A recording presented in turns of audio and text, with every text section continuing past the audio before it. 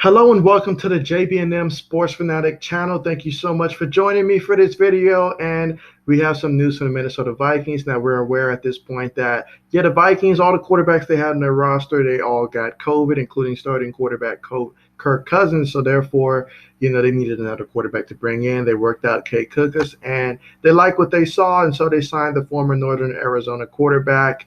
And so he's been on the roster. I haven't really seen him play in a football game since his collegiate days, going back to 2019, his last season in Northern Arizona.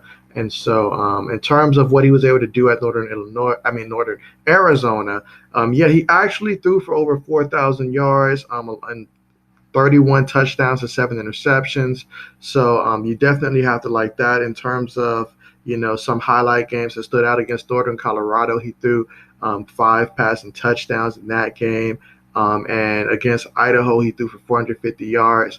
But then again, in terms of what he's been able to do in the NFL, he hasn't really had the opportunity to go out there and showcase his skills at the NFL level just yet, but he's still relatively young. And this is a great opportunity for him to not just get a workout and play with, the Vikings here, but he's going to be getting some first-team reps because somebody's got to throw the ball to these receivers and stuff. So this is a very good opportunity for him to showcase to the Vikings what he's capable of. And just another example of, being available, really. That's the best ability they say is availability. And so Case being available just puts him in an opportunity now for the Vikings where he can really showcase what he can do. And we'll see how things work out from there in terms of, this opportunity. Now, obviously, the Vikings, they do have Kirk Cousins. They drafted Kellen Mond. And so, the Vikings, they're pretty set at quarterback. But this is, still an opportunity because you never know, later in the season, if they need him to come back, you just never know. So I'm excited for him in this opportunity and hope he's able to make the most of it.